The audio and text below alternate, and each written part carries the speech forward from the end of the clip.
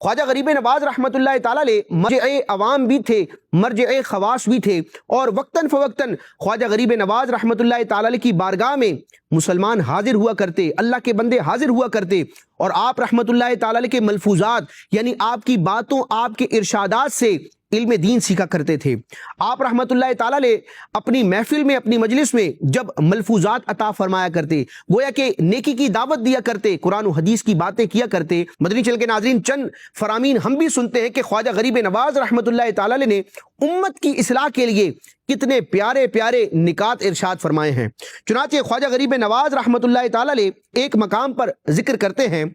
کہ جو شخص جھوٹی قسم کھاتا ہے وہ اپنے گھر کو ویران کرتا ہے اور اس کے گھر سے خیر و برکت اٹھ جاتی ہے۔ اللہ تبارک و تعالی جھوٹی قسموں سے اور جھوٹ بولنے سے ہمیں محفوظ رکھے۔ اسی طرح خواجہ غریب نواز رحمۃ اللہ تعالی نے ایک اور موقع پر ارشاد فرمایا کہ نیکوں کی صحبت نیک کام سے بہتر ہے اور برے لوگوں کی صحبت برے کام سے بھی بدتر ہے، کیونکہ انسان جب نیک کی صحبت میں آتا ہے تو اس صحبت کا ایسا اثر ہوتا ہے کہ انسان بھی نیکی کی طرف مائل ہو جاتا ہے، اور اگر خدا نخواستہ کسی برے بندے کی صحبت میں ہو تو رفتہ رفتہ وہ صحبت اپنا اثر دکھاتی ہے اور اچھا آدمی بھی برائی کی طرف مائل ہو جاتا ہے، جس کو فارسی کے شاعر نے اس انداز میں بھی بیان کیا کہ صحبت صالح ترا صالح کند،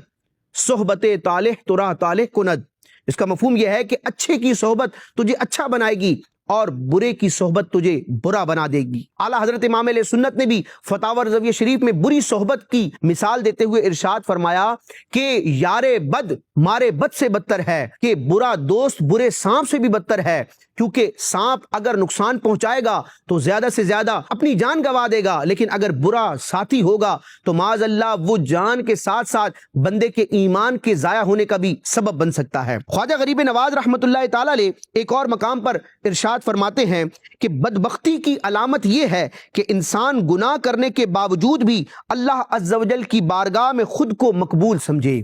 ایک مقام پر خواجہ غریب نواز رحمۃ اللہ تعالی علیہ ارشاد فرماتے ہیں خدا کا دوست وہ ہے جس میں یہ تین خوبیاں ہیں۔ وہ کون سی تین خوبیاں ہیں کہ جس بندے میں ہوں گی وہ رب تبارک و تعالیٰ کا دوست ہے، رب کا محبوب ہے؟ خواجہ غریب نواز رحمۃ اللہ تعالی علیہ فرماتے ہیں وہ تین باتیں، تین خوبیاں اور خصلتیں یہ ہیں۔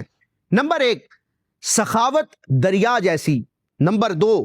شفقت آفتاب یعنی سورج جیسی۔ اور نمبر تین، تواضع یعنی عاجزی زمین کی مانند۔ اللہ تبارک و تعالیٰ میں خواجہ غریب نواز رحمت اللہ تعالی علیہ کے ان ملفوظات، ان ارشادات پر عمل پیرا ہونے کی توفیق عطا فرمائے۔